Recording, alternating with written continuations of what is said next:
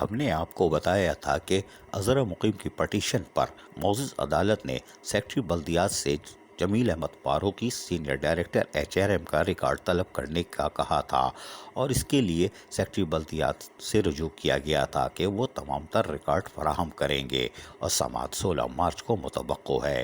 تاہم وزارت بلدیات نے ایک خط یعنی خلیق الرحمان سیکشن آفیسر 5 نے باقاعدہ ایڈمنسٹریٹر کراچی اور میونسپل کمشنر کے ساتھ ساتھ فائنینشیل ایڈوائزر بلدیہ عظمیٰ کراچی کو جاری کیا ہے، جس میں کہا گیا ہے کہ پٹیشن نمبر 2288/2016 جو کہ اظہر مقیم اور دیگر KMC کے خلاف دائر کی گئی ہے، اس میں سینئر ڈائریکٹر HRM کے تمام تر کوائف کہ ان کے posting order, grade, basic pay scale کے ساتھ ساتھ دیگر تمام تفصیلات پے سلپ کے ساتھ فوری طور پر جمع کرائی جائے۔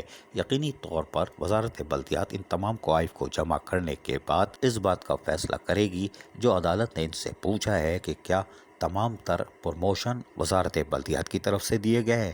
واضح رہے کہ جمیل احمد فاروقی کو 2009-10 میں ملازمت سے برطرف کر دیا گیا تھا زمینوں کے معاملے پر، جبکہ کچھ 5 سال کے عرصے کے لیے وہ بیرون ملک مقیم رہے تھے۔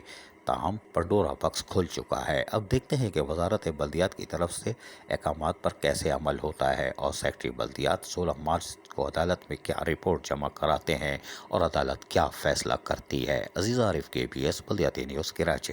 ایسی ہی خوبصورت ویڈیوز فیوچر میں حاصل کرنے کے لیے ریڈ بٹن پر کلک کر کے اور بیل آئیکن کو پریس کر کے ہم سب کے سبسکرائبر بننا مت بھولیے۔